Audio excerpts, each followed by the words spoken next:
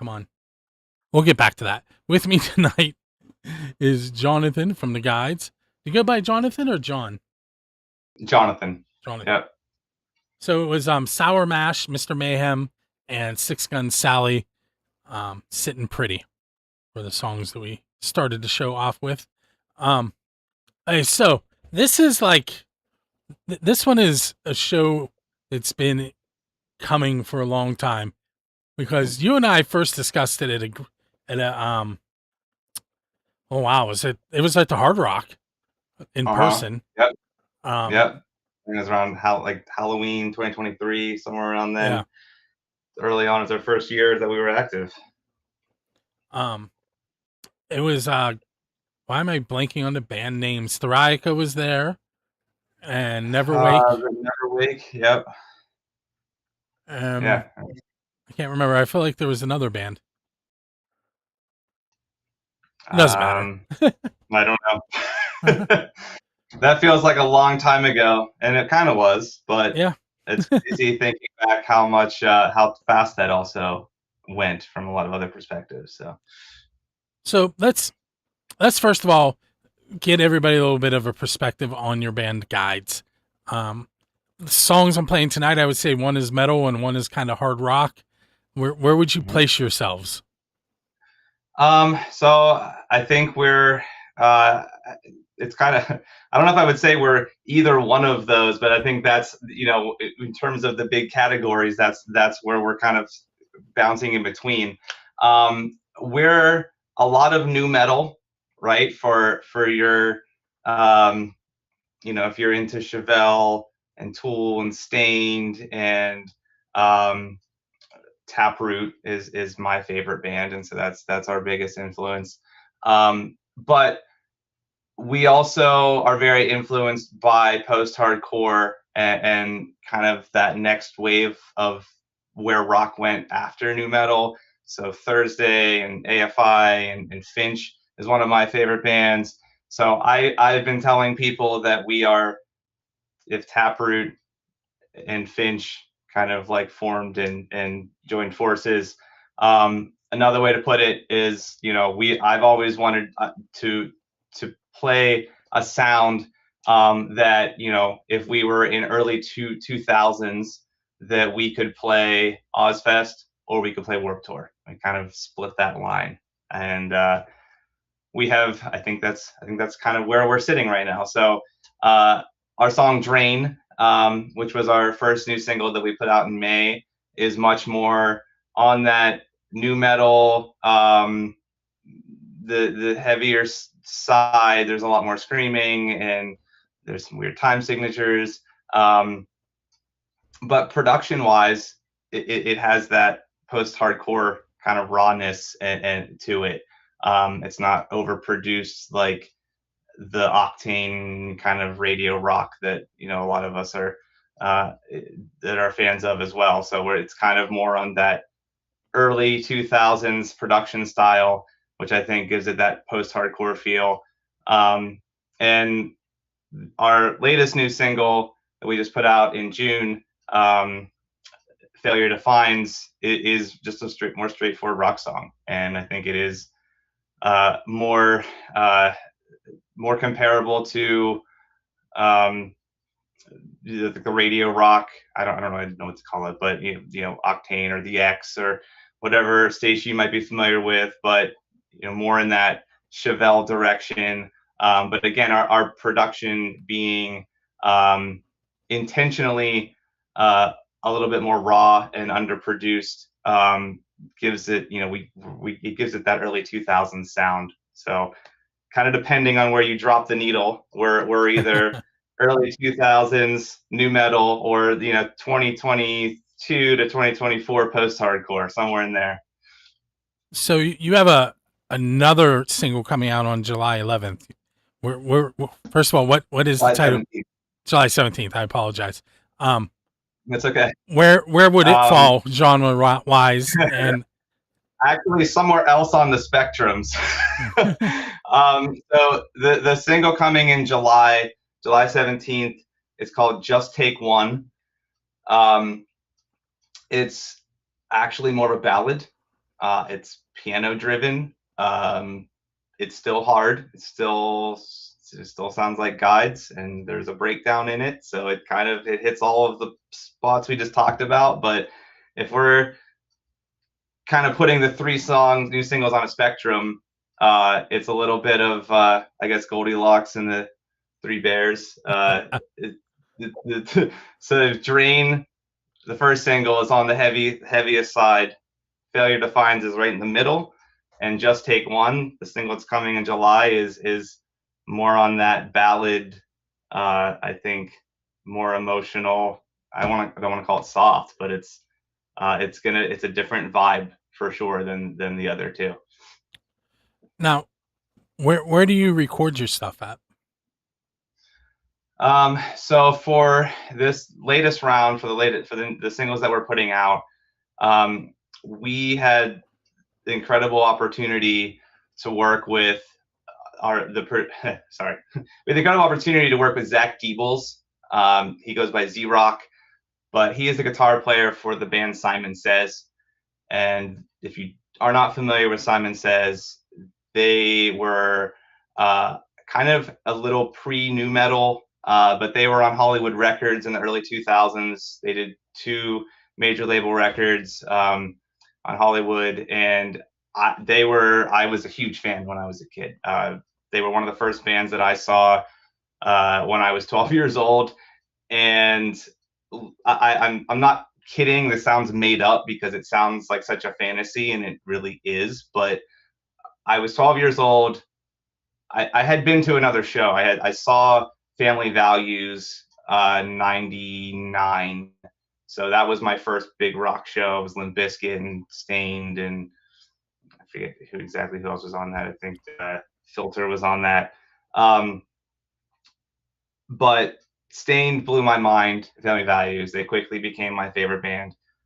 They came back to State College on their Dysfunction tour, and they played the Crowbar, which I don't know if you're familiar with the Crowbar, but it was a I have not been there, tiny. but Well, it doesn't exist anymore, unfortunately. But it was this. I don't. I was too young to really understand, what the like cap would be and stuff. But it couldn't have been more. It was smaller than the altar bar, so I mean, it was I think like a 900 cap if it was maxed out on both levels. But just basically tiny dive bar right in the heart of Penn State campus. And I grew up in Hollidaysburg, Altoona area, so that was 45 minutes for me. And at the height of nu metal being, mainstream, all of those bands were coming. They were bringing them to the Crowbar and State College. So Stained came, and right while as they were breaking out, and my sister and her boyfriend took me, and I had no business being. It was a school night. I had no business being in this place, and I got to see Stained, and Simon Says was the opener, and getting to like I still remember the moment that they came on stage and started playing, and it blew my mind. Like it was the moment that I was like, this is what I want to do when I grow up. And so for 25 years later, to be in the position to get to work with Z-Rock was just incredible opportunity. So we obviously took full advantage of that, and he actually came here in November, and we did all of the drums at Tonic Studios in Keysport, and then the rest of that week we just did guitars and stuff at my house, actually in this room. And then he came back in December, and we did vocals here in my home studio. So it was a combination of Tonic and here, and then Z-Rock engineered all of it and took it back with him to his studio in Sacramento and did all of the editing and putting it together. And then we had Matt Thomas from Ashtone Audio in Sacramento. He did all the mixing and mastering. very cool. So let's take our first break and listen to both of those tracks, Drain and Failure Defines, and we will be right back.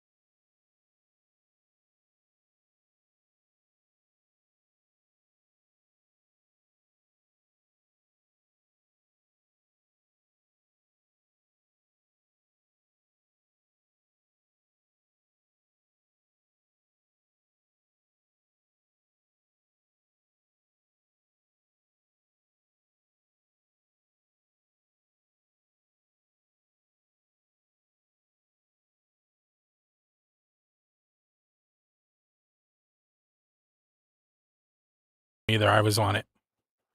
Hey, it's Bill. You are tuned in to episode 833 of the Pennsylvania Rock Show. With me is Jonathan from Guides. Is it? I say the, but then I know like the band's name is Guides, right? It's Guide. I'm quirky about stuff like that because like the Pennsylvania Rock Show, I don't capitalize the, and it should be capitalized, but I purposely don't, and I want to make sure that I get things right. I'm very picky about it as well. So Guides, all caps, right? So if you're writing it out, if it's not the logo, it's always all caps. And so it bothers me when I see it out there and it's not all caps. So you gave us a lot of information about the two songs we just heard, Drain and Failure Defines. Let me hit you with some of my normal off the wall questions in this segment. Absolutely. Sure. So I'm going to start you off with the unofficial and official build a scene questions. The unofficial question is, what is the best pizza you've had because you're a musician? Because I'm a musician. What's the best pizza I've had because I'm a musician? So recording session, at a gig, on your way to or from a gig, just music related. I have to give this unofficial plug because I'm hoping for some sponsorship here, maybe some free pizza. But the official, unofficial sponsor of all the Guides after parties is Milano's downtown. So after every show, we're always getting a huge order of Milano's, pepperoni with banana peppers, a couple extra large pies. So that's our favorite for sure. Very cool. All right. Now the official build a scene question is, who's your Dave Grohl? And by that, I mean, who do you want to go up on stage with and perform one of their original songs and maybe get harassed a little bit? So perfectly timed question. I don't know if you saw the clips of Limp Bizkit over the weekend, but absolutely Fred Durst. I did not see the clips. So he brought some kid up to do, and this is the song I would want to do too, Full Nelson, and it was comical, but the kid was bad, and Fred Durst was just you could tell he was having fun with it. So absolutely, I would do a better job. I did that song karaoke in Mexico one year at the all-inclusive resort, and that turned some heads. So I'm well practiced. Let's say you're leaving a show and there's a DeLorean sitting outside with its door up and a flux capacitor in the back. Where are you going to go in time, and what band are you going to hang out with or play with?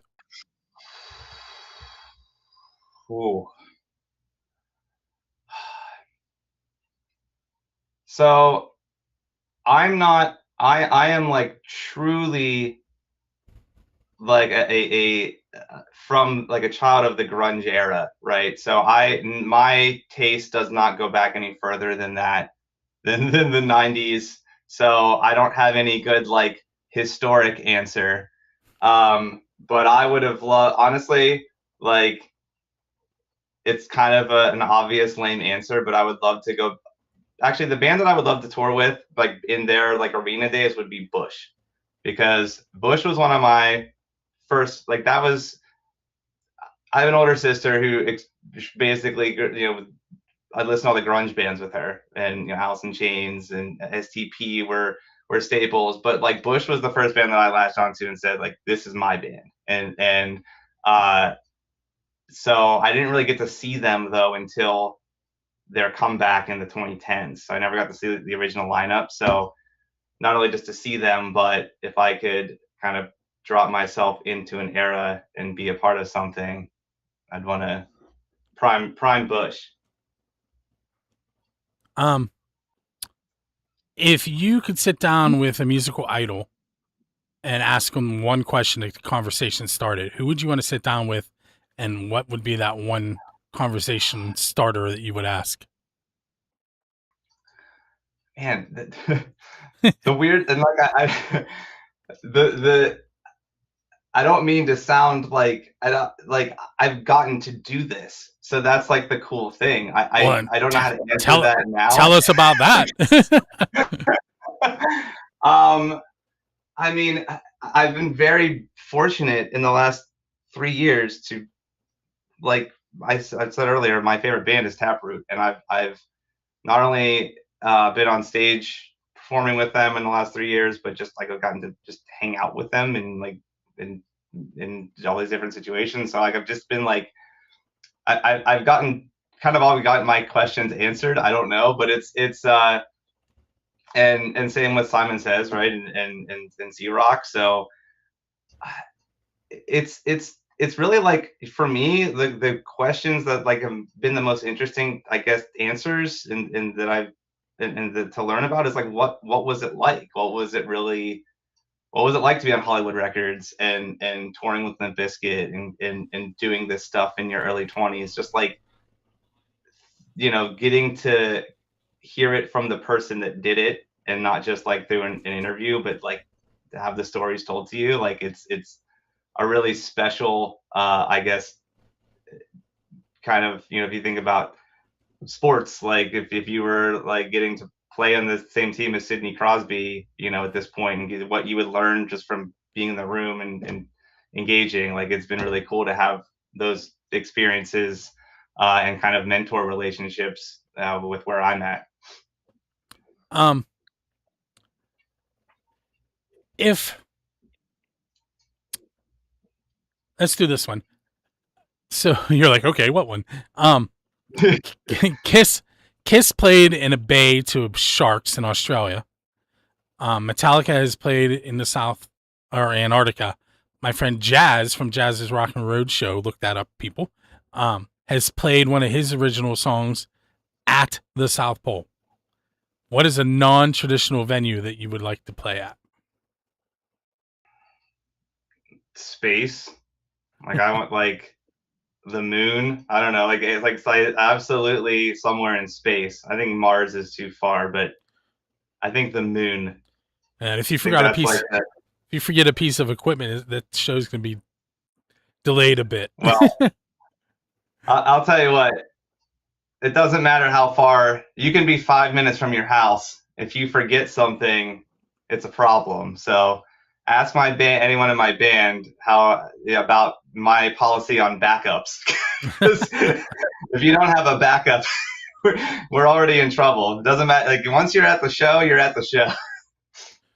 So, with that being said, what is that one piece of equipment that's most important for your band? Um, our drummer.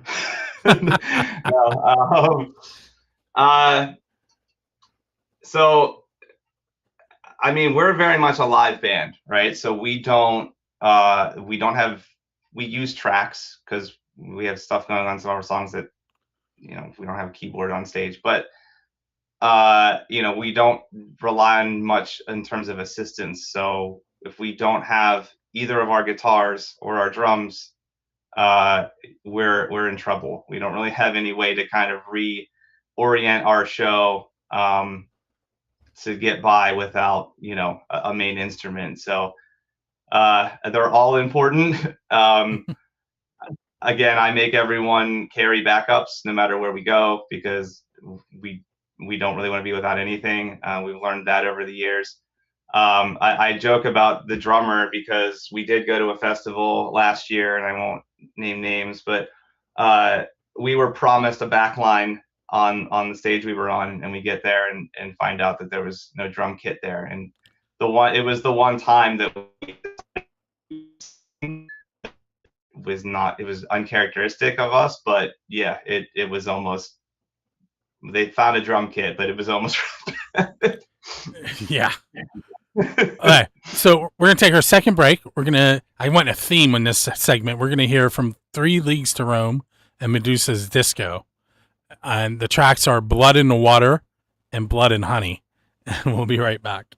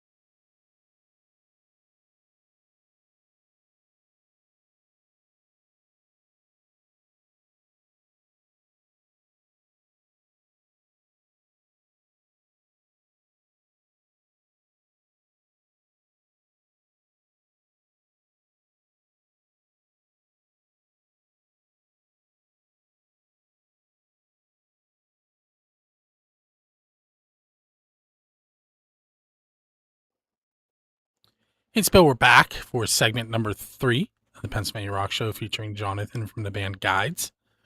And we have 2 more songs at the end, but I want to throw out there that we are going to play a Rain Z song, which Jonathan's wearing their shirt if you're watching the video. And it kind of fits that. It kind of fits that theme that I just played. It's called Bad Blood, but you'll hear it a little later. Okay, so let's do this. I haven't asked this question in a while. If you were going to build a band out of the local scene, and you can only manage it, you're not going to be in it, who would you put in the band? Oh, how does this not get people in trouble? They understand. Oh, can I take a cop out on this one? I could ask a different question if you'd prefer. Okay, well, my cop out is I don't know if there's anyone else I could handle dealing with other than the band I have now. So I'm gonna go with it. Once you've been around, you've been around. So I'll leave it at that. Hey, how about an embarrassing moment that's happened on stage? Oh, that's perfect. Great, thank you. So our it wasn't our last show, but we played in April at the Fun House with Desolence and Rain of Z, recurring theme, and Grey Walker, and we went on first, and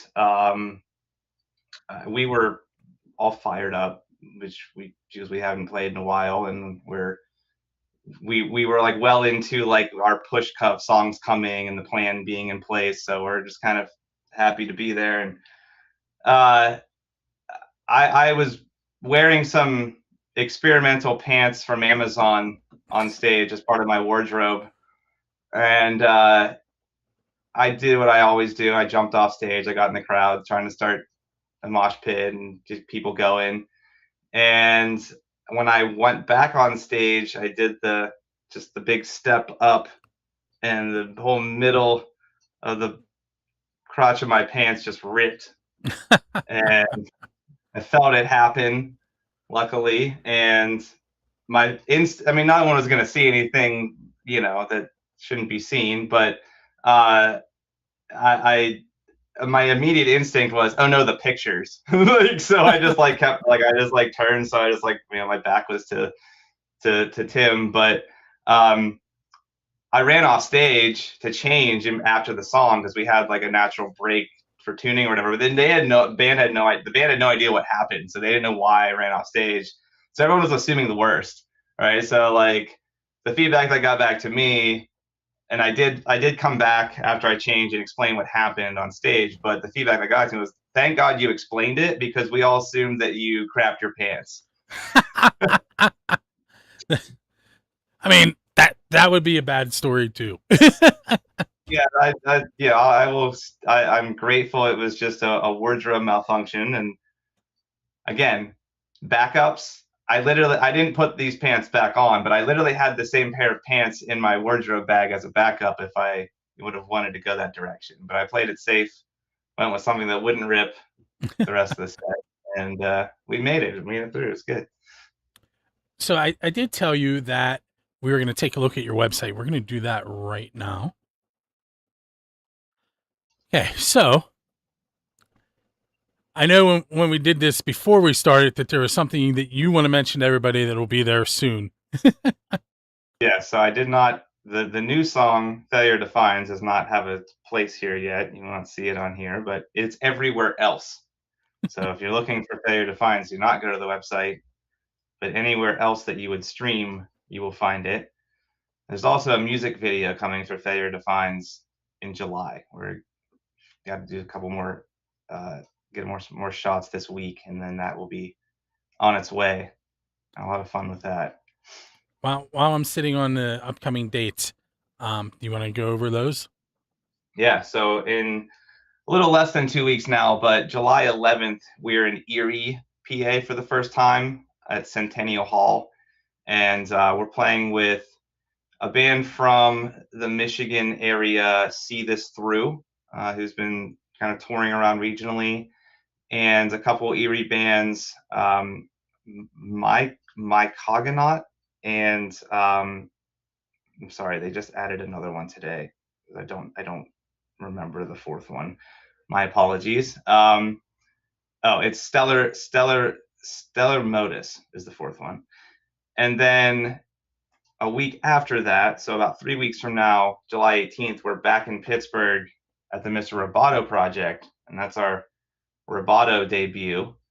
And we're there with a band from Cleveland that we are very fond of, called Truss, and they're kind of post grunge new metal from Cleveland, and also Eye Candy and Shell and the Wretched Hearts on that bill as well.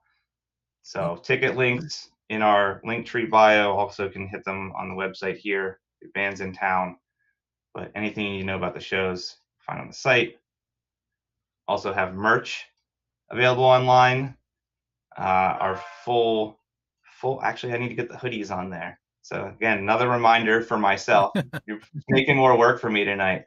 You're I welcome. need to get the hoodies on there, but all of our merch is available online. And spoiler for the new shows, I'm working on some new designs that are hopefully be available here at the July shows.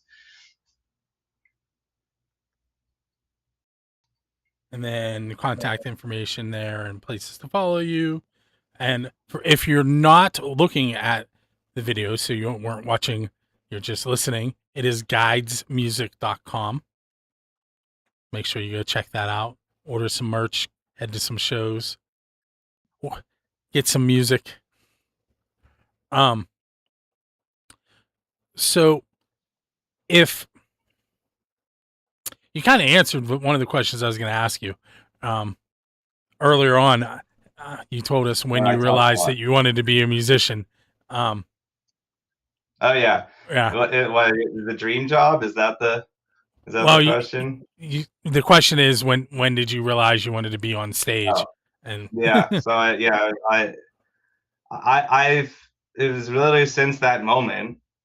Not that I took that path or anything from that point directly or anything. It's not like I didn't. I really a lot of my music development happened in my 20s, but um, as just like from an energy perspective and as a fan, like that became the dream. And every job interview I've ever had, and I'm not kidding, like I have a very serious job. like when I like every job, but every job I've done, even in my like pro career, when they ask you what's your dream job, because that's always a question, I have said I want to be a rock star. And then I have a follow up to that, but that is, I mean, I'm not kidding. Like I wanted to be a rock star. Like that's my dream job. So, I've always been very open and forward about that. All right, so you get signed. You're headed out on your first tour. I'm driving the tour bus. What are we going to listen to in between show dates? Probably not anything that sounds like what we're playing or who we're touring with. It's funny. Up until like maybe 3 years ago, and you read interviews with bands you listen to, and they ask, what do you listen to, and they're the typical answer is, I don't really listen to anything. I don't want to be influenced. Blah blah blah. I always called bullshit on that. Sorry, I always called BS on that. But now that I'm like living this life more the way that I am, I don't really have time to really like listen to stuff the way that I did before, and I don't really have the headspace for it because I'm working on my stuff all the time. So it's like I want something else. So it's like TV. I listen to a lot of talk radio, like sports talk radio, not because I really care as much as just like it's something else. Some background But noise. I think, yeah, and just kind of, I don't have to study it. I think honestly, what started ruining music for me from a listening perspective was I did a music minor in college, and analyzing music like academically like that, and when you just go to leave and listen to Taproot, it was like, what's going on here? And it's like, it's not fun. Yeah. But no, I listen to a lot of like dark female fronted pop, like Banks and FK Twigs and Fanagram and stuff like that, like moody pop. So that's kind of my leisure listening, and I think it's just kind of different. Same kind of mood as like the rock that I listen to, but it's something else. Very cool. So that's actually our time. I want to thank you for hanging out with us today. Yeah, absolutely. Anytime. Hopefully sooner than it took to do the first Yes, time. yes. So make sure you go to guidesmusic.com. I have 2 more tracks for you tonight. They are 2 bands that are going to be playing in Cleveland on July 10th with Lizzie Hale and another band called Maxzilla. We're going to hear Rain of Z, Bad Blood, and Storms Within, Not So Easy, right here on the Pennsylvania Rock Show.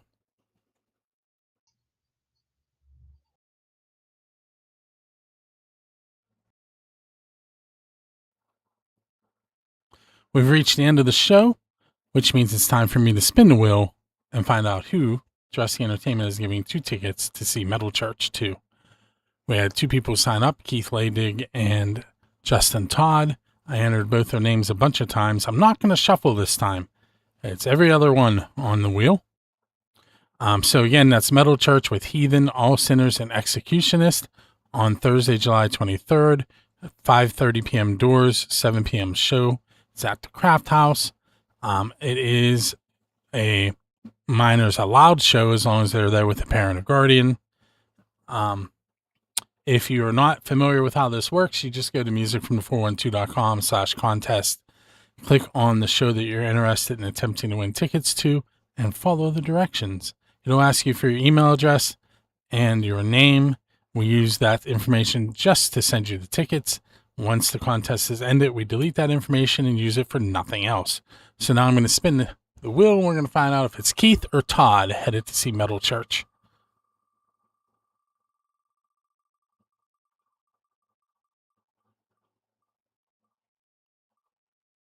And the winner is Justin Todd. Look at me messing up his name. But anyway, Justin Todd, you have won tickets to see Metal Church. Keep an eye on your email. You'll be receiving one from me and then a follow-up email from Dressy Entertainment explaining how to get those tickets. Once again, make sure you tune in each and every Monday night for the Pennsylvania Rock Show here on Music from the 412.